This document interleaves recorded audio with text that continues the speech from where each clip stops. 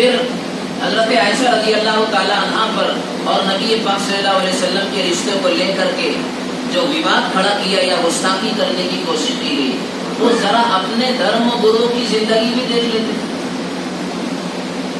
اپنے دھرم اور اپنے مذہب کی پوتر اور مقدس شخصیات کا بھی ذرا ہسٹری اور مطالعہ کر لیتے اپنی کتابوں میں۔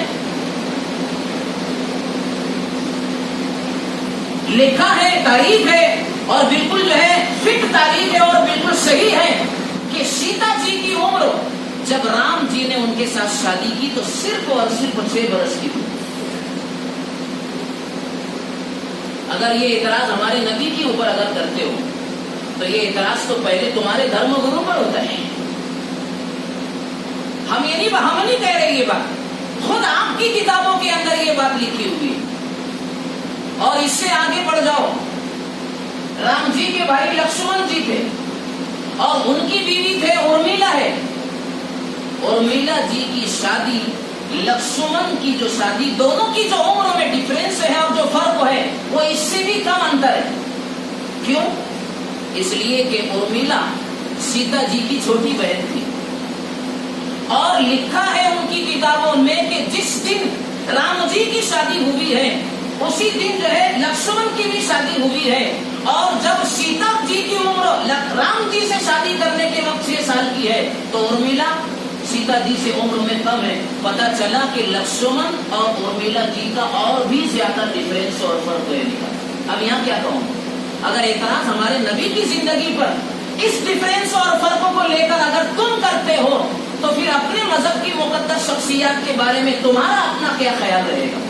لیکن ہم یہ بات نہیں کہتے، ہمارا اسلام اور ہمارا دھرم کسی بھی مذہب کے کسی بھی انسان کی اور مقدس شخصیات کے بارے میں برا بھلا کہنے کی اور ان کا اپمان کرنے کی اور ان کی عزت و آبرو میں کسی طرح کی کوئی ووادک بات کہنے کی اسلام اجازت نہیں دیتا ہے۔ قرآن کریم میں باقاعدہ صاف کہا گیا ہے،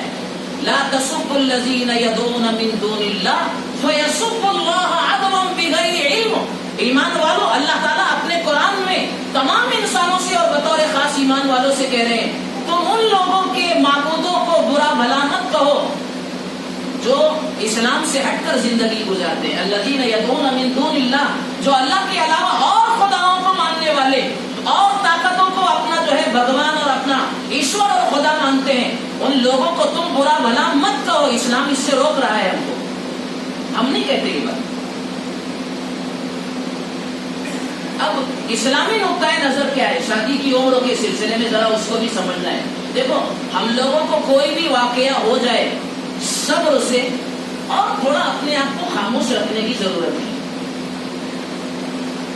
سوشل میڈیا کا غلط استعمال کرنے کی وجہ سے اس وقت ہم لوگ بہت ساری مصیبت میں پڑ رہے ہیں۔ ہمارا نوجوان اس وقت 2-4 کلپس ادھر ادھر کی دیکھ لیتا ہے، اس کو کتاب کا نالج نہیں ہوتا ہے،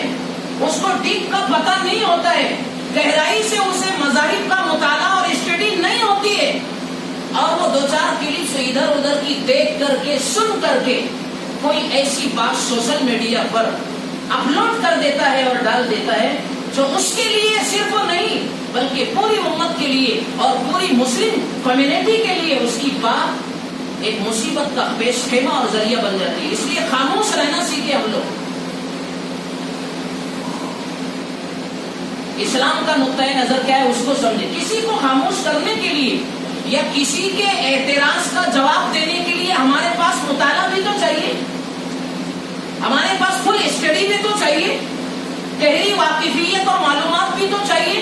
معلومات اور مطالعہ اور اسٹڈی کے بغیر ہم ملک میں کسی بھی آدمی کے اعتراض کا سمادھان نہیں کر سکتے ہیں اور اسے مطمئن نہیں کر سکتے، اس لیے زبان نہ کھولو۔ بہت سارے لوگوں کو ٹی وی چینل پر ڈیبیٹ میں آنے کا بڑا شوق ہو گیا ہے،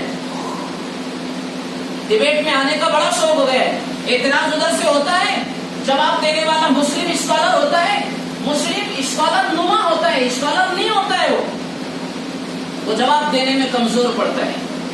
وہ ڈھیلا میلا جواب دیتا ہے، وہ کمزور سا جواب دیتا ہے اسلام پر، نبی کی شخصیت پر ہونے والے اعتراض کا، اور پھر پورا ملک نہیں पूरा विश्व और पूरा वर्ल्ड उसको देखता है, तो ये समझा जाता है कि इस्लाम पर होने वाले एतराज का और नबी की जात पर होने वाले एतराज का धर्म इस्लाम के पास और उनकी पुस्तक और किताबों में इसका कोई मजबूत जवाब नहीं है, ऐसा समझा जाता है, इसलिए कि देने वाला जवाब बड़ा कमजोर है, उसको बैठाया गया इसलिए।